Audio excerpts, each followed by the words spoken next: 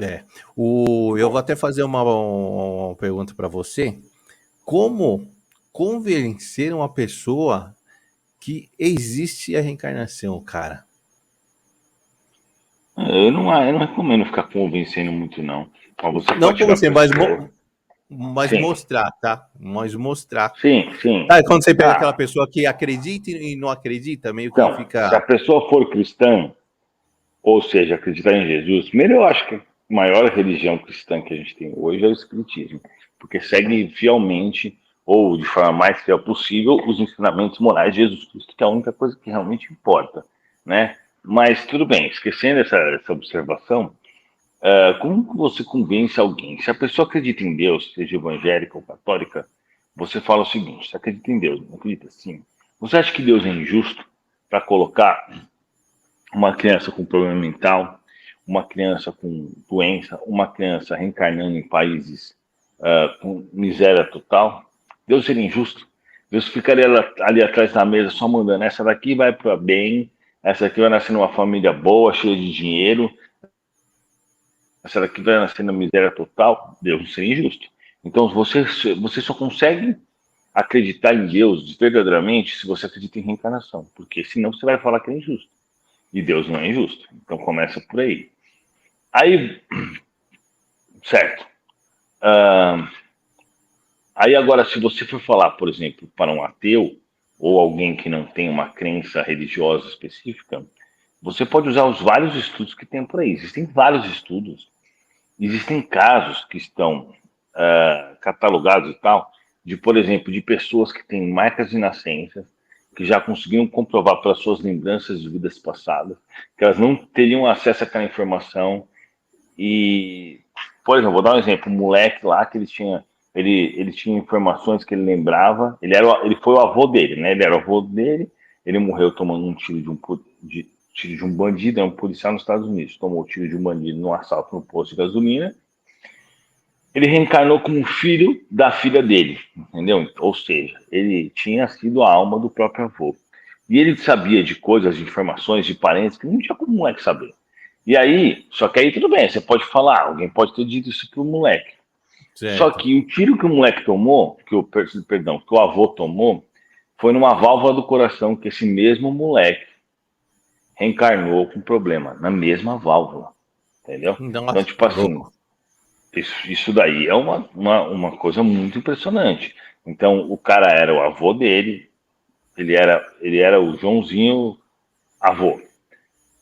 Morreu quando bandidos entraram no posto de gasolina, viram que ele era policial e atiraram nele nos Estados Unidos. Antigamente, nos Estados Unidos tinha esse problema também, igual aqui, só que não tanto.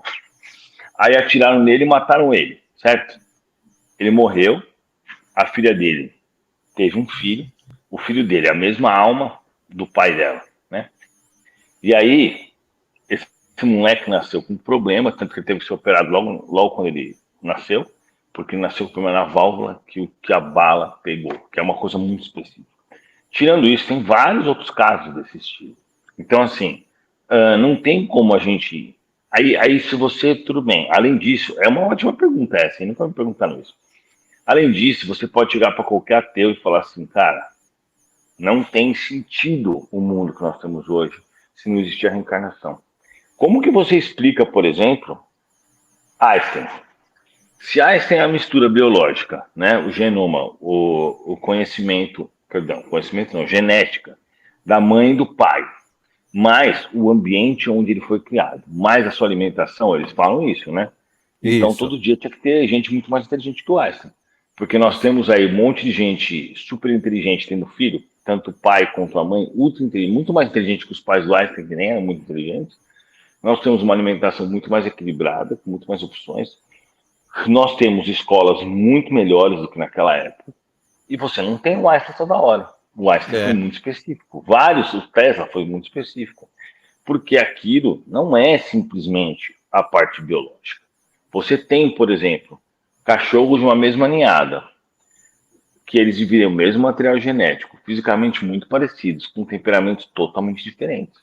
Entendeu? Você tem irmãos gêmeos que dividiram o mesmo óvulo, tudo igual, e gêmeos iguais, né? que têm temperamentos totalmente diferentes. Então, como é que você explica isso se não for pela pré-existência da alma? Não tem como você explicar.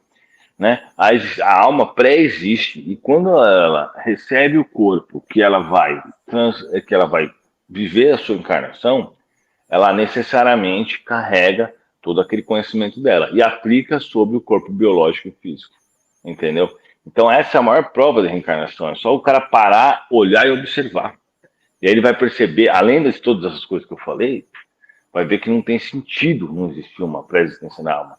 Até porque a gente percebe o quê? Que existe gente muito atrasada e gente muito evoluída no mesmo planeta. A gente vive num Isso. planeta onde existe Chico Xavier e onde existe caras que, metem fogo em crianças, entendeu? Então, tipo assim, existe essa diferença evolutiva gigantesca e você não pode atribuir isso simplesmente às questões biológicas, entendeu? Acabou. Não, porque assim, eu já ouvi gente falar em cima desse assunto, assim, geralmente são ou a galera evangélica ou católica. Ah, se existe reencarnação, então não precisa de Jesus, porque você vai evoluir por si próprio. Então, o papel de Jesus não conta. Já vi gente Claro que questionar conta, porque isso. se Jesus não tivesse vindo aqui e dado essas informações que ele nos deu naquela época, a gente estaria muito pior. Muito É. pior. E assim, não é apenas esse o papel de Jesus. Jesus é o governador do nosso planeta. Ele tem uma porrada de espíritos superiores trabalhando em nome dele. Mas se você esquecer isso e falar apenas da vinda dele, Jesus veio para dar um guia para nós. Por exemplo, quando você era moleque, você não fez um monte de coisa errada que hoje você sabe que é errado porque você cresceu e aprendeu? Com certeza. Eu quando era até eu conheci o espiritismo, eu era um cara que só pensava em mulher. Pensava só em encher a cara. Hoje eu sei que agir dessa forma não é o certo. Mas ninguém tinha chegado para mim e falado assim, ó, isso tá errado. Porque por causa disso, disso, disso. Eu achava que esse era o objetivo da vida, que era ganhar dinheiro e pegar mulher. Era só isso que eu pensava. Então, Hum. tipo assim, quando você não tem o conhecimento do que é o certo e do que é errado, até as pessoas que não são boas, as pessoas que são boas, perdão, podem cometer erros. Tanto que você pega muitas pessoas que chegam para mim e falam assim, Eduardo, elas me encontram na rua e falam assim, Eduardo, eu fumava maconha. Eu, assim, para mim a maconha é menos pior do que o álcool, né? O problema da maconha é porque não causa acidente e tal. O problema da maconha é que dá de dinheiro pro bandido, né? Isso que complica. Mas assim, eu tinha tais vícios, eu fazia tais coisas, depois que eu conheci seu canal, eu percebi como era errado, eu não faço mais isso. Ou seja, pessoas boas acabam às vezes fazendo escolhas erradas por falta de informação. Então, se Jesus não tivesse vindo naquela época e falado, ó, o negócio é assim, assado, é assim, você tem que fazer a caridade, você tem que ajudar os outros, blá, blá, blá, blá, hoje a gente estaria muito pior, muito pior. Não tenha dúvida disso. Mas sim, se Jesus não tivesse vindo, a gente ia demorar muito mais, mas ia acabar mais cedo ou mais tarde evoluindo, né? É, mas num período muito maior. Muito Muito maior, maior, nem se compara, muito maior, muito, né? não se compara. Vambora.